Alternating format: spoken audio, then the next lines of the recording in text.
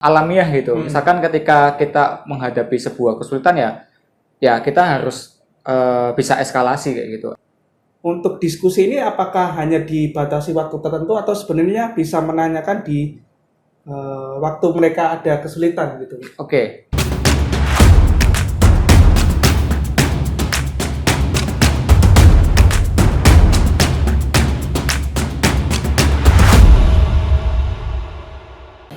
Selamat datang semuanya di Tech Fellow Room dengan saya Abdurrahman sebagai Tech Fellow di Refactory, dan juga di sini ada Mas Burhan sebagai Tech Fellow juga di Refactory.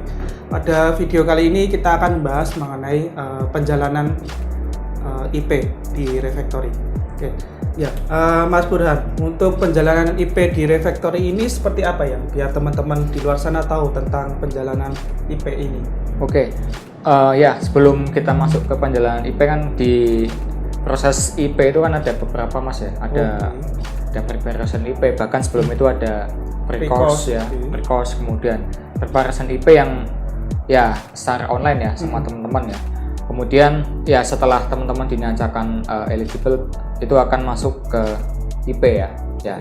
Nah, di sini selama penjalanan ada ya banyak ya mengenai apa hal-hal yang harus teman-teman lakukan setiap harinya. Ya tentunya ini ya tidak jauh berbeda dengan teman-teman ketika pre-IP ya. Hanya saja kan di sini memang semuanya offline gitu. Nah, ya kemudian yang paling utama dan ya teman-teman sudah biasa lakukan sebelumnya yaitu planning ya, sesi planning ya pagi-pagi. Pagi-pagi itu ya semuanya planning.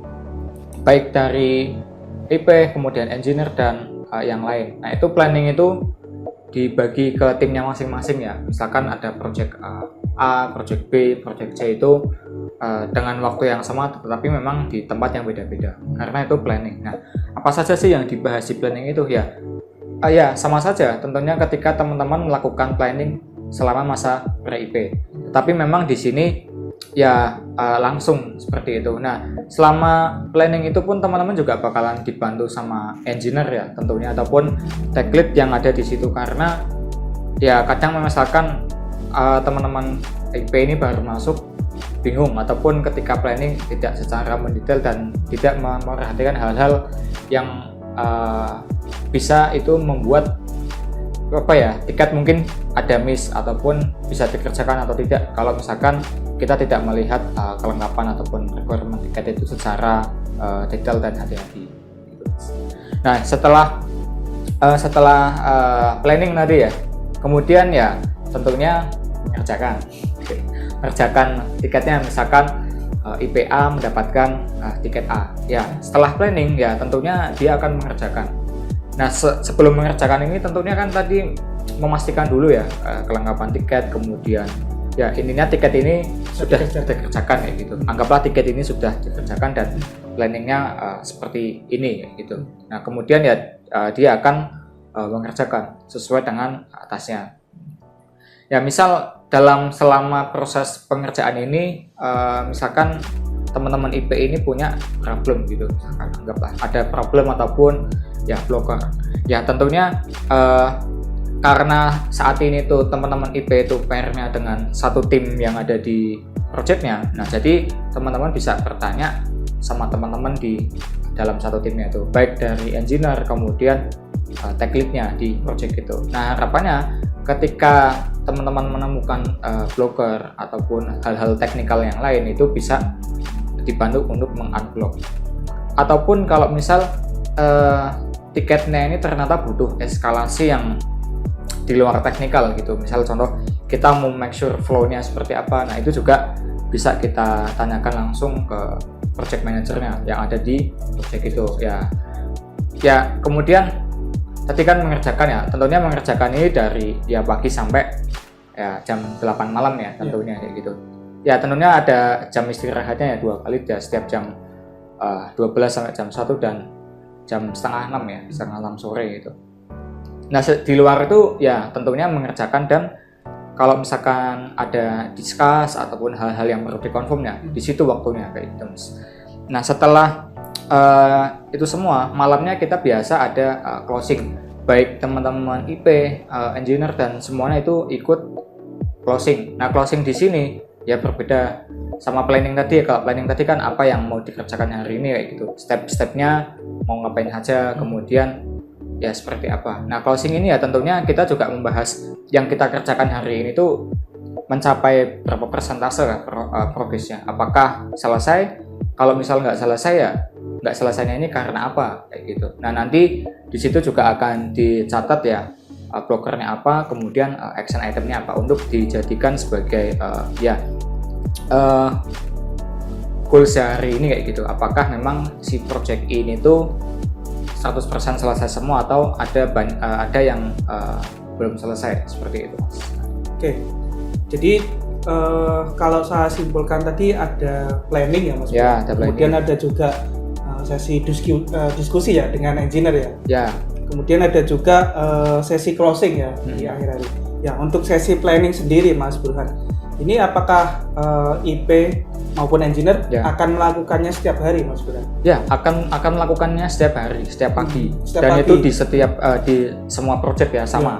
Karena kita ya harus memastikan apa yang akan kita kerjakan hari ini itu clear. Jadi nggak ada nanti di tengah-tengah pengerjaan, oh ini nggak bisa dikerjakan nih, atau oh ini kurang ini seperti itu. Nah, kenapa ada planning ya? Untuk menghindari hal-hal semacam itu. Contoh misalkan nggak ada planning gini, misalkan nggak ada planning, kemudian oke nih kita berasumsi bahwa tiket yang ada itu memang sudah bisa dikerjakan gitu. Tapi memang karena kita ada miss di situ dan tidak melihat secara detail dan tidak melakukan planning, kita baru tahu di tengah-tengah hari. Contoh misal ada flow yang kurang lengkap atau flow yang miss di situ misal Mas, itu kan buang-buang waktu. Ya mungkin berapa jam ya kita mengerjakan sebelumnya. Beda cerita ketika misalkan kita sudah melakukan plan sebelumnya, kemudian kita baca dari deskripsi, kelengkapan tiket dan requirement, terus how to testnya dan acceptance kriterianya. Di situ kan kita bisa memastikan ke PM ataupun tech lead bahwasannya tuh ya memang seperti ini dan memang tiket ini tuh bisa dikerjakan. Nah, itu kan bisa meminimalisir hal-hal yang kayak tadi itu. Oke. Jadi fungsi planning ini sebenarnya cukup bagus ya Mas. Jadi memastikan bahwa teman-teman itu bisa mencapai goals-nya ya. Ya, mencapai goals-nya. Terus kemudian untuk planning sendiri ini ada fungsi lainnya nggak Mas? Mungkin contohnya untuk membentuk pola pikir dari IP ataupun engineer ataupun yang lain. Itu. Ya, tentunya itu akan membentuk pola pikir yang baru ya, yang sebelumnya mungkin kita berpikir sesuatu yang instan menjadi yang nggak instan. Misalkan pola pikir sebelumnya itu kita biasa menyelesaikan sesuatu itu langsung pada intinya gitu, misalkan langsung direct aku pingin A ya udah gitu langsung jalan lurus kayak gitu. Tetapi dari planning ini tuh kita akan dipaksa membentuk pola pikir yang baru. Kayak misalkan ketika kita ingin mencapai goals itu ya kita harus melakukan step by step kayak gitu. Ketika misalkan kita konsisten melakukan hal itu selama katakanlah seminggu nih, kita konsisten melakukan hal itu, yang akan terjadi setelahnya pola pikirnya kita akan berubah, kayak yang dari tadi sebelumnya instan menjadi yang gak instan, dan step by stepnya akan kita perhatikan. Itu nggak cuma ketika kita mengerjakan sebuah tiket Mas, itu bisa bahkan itu pola pikir itu bakalan bisa melekat ke kehidupan sehari-hari di luar pekerjaan misal kayak gitu. Jadi ya ini pola pikir yang baru nanti. Oke, cukup menarik ya Mas. Ya. Jadi selain membantu teman-teman untuk menyelesaikan tasknya ataupun mencapai goalsnya, ternyata planning ini juga membantu teman-teman untuk membentuk pola pikir ya. Jadi kan untuk saat ini kan kebanyakan orang pasti berpikir instan ya. Ya. Misal ingin mencapai A ya langsung ke A. Langsung gitu. ke A-nya, tapi nggak melalui B, C, D dan lain sebagainya sehingga akhirnya mencapai tujuannya kayak gitu ya. Oke, menarik. Nah, kemudian di sisi pre-IP ataupun IP ataupun engineer ini untuk diskusi ini apakah hanya dibatasi waktu tertentu atau sebenarnya bisa menanyakan di waktu mereka ada kesulitan gitu? Oke, ya untuk diskusi ini sebenarnya kita nggak ada kasih waktu khusus, oh harus diskusi jam sekian, enggak. Jadi kan masing-masing orang itu punya kesulitan di jamnya masing-masing ya kan.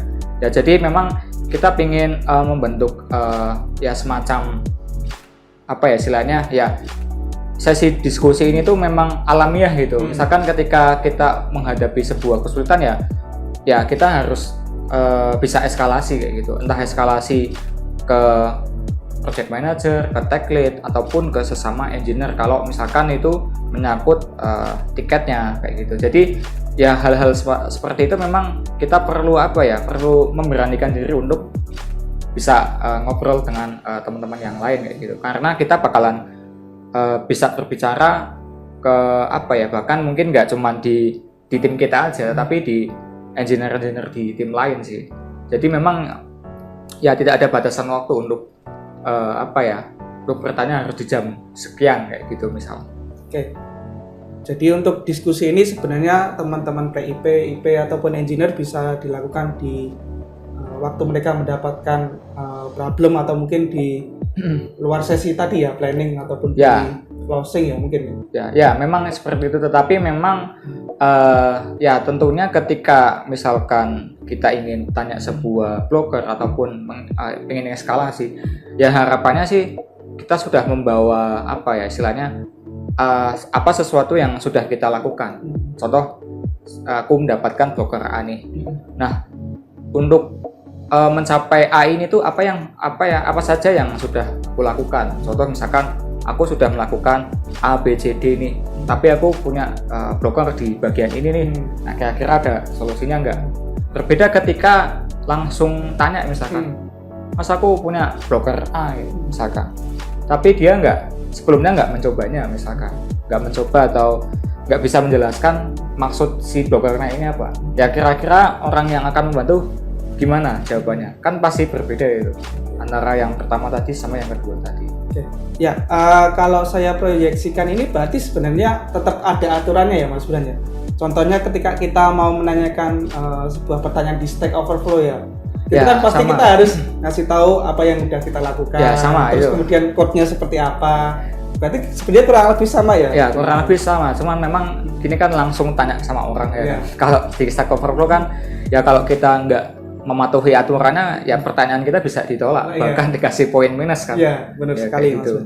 Oke, bagus. Ya, kemudian di akhir tadi ada sesi closing ya. Nah, ini di sesi closing ini biasanya teman-teman IP ataupun engineer ini fokus ke bagian apa Mas Bulan? Kalau planning kan mesti di awal opening ya biasanya ya. Tapi kalau closing ini biasanya fokus ke apa ya? Kalau closing ini ya memang fokus pada penyelesaian tiketnya ya. Ya seberapa misalkan persentase tiket itu ya berapa kayak gitu. Misalkan tiket A di project A ini selesai atau enggak kayak gitu. Selesai. Misalkan 90% nih. Artinya kan ada 10% outstanding ya. 10% outstanding ini apakah memang itu teknikal atau sesuatu misal. Apakah ya kalau 90 mungkin ya tinggal review misalnya kurang dikit lah. Ya oke, anggap misalkan tiketnya masih 50% nih. 50% ini kan artinya setengahnya kan. Setengah dari total yang seharusnya dia selesaikan. Nah, kalau 50 ini kan bisa macam-macam nih. Bisa aja ternyata ada requirement-nya ganti misal di tengah-tengah. Itu kan bisa aja itu. Bisa terjadi itu. Atau misalkan depend kemana misal. Atau misalkan depend ke third party yang third party-nya lagi mati. Nah, otomatis kan itu nggak bisa dikerjain tuh. Ya, misalkan. Atau bahkan yang 50% blocker teknikal, ya itu bisa-bisa aja. Ya kan. Nah, dari situ nanti kan ditulis contoh misal 50%-nya ini kenapa? Nanti ada action item yang akan dilakukan. Contoh misalkan action itemnya ya bisa aja diselesaikan malam ini atau misalkan kalau misalkan tadi brokernya klien ya artinya harus eskalasi dengan klien ataupun kalau misalkan ke third party ya apa yang harusnya dilakukan gitu. Oke. Ya, mungkin sekian pembahasan mengenai penjalanan IP. Thank you Mas Bulan untuk informasi yang diberikan. Mungkin dari Tech Veloroom kita cukupkan sampai di sini. Selamat berjumpa di video berikutnya.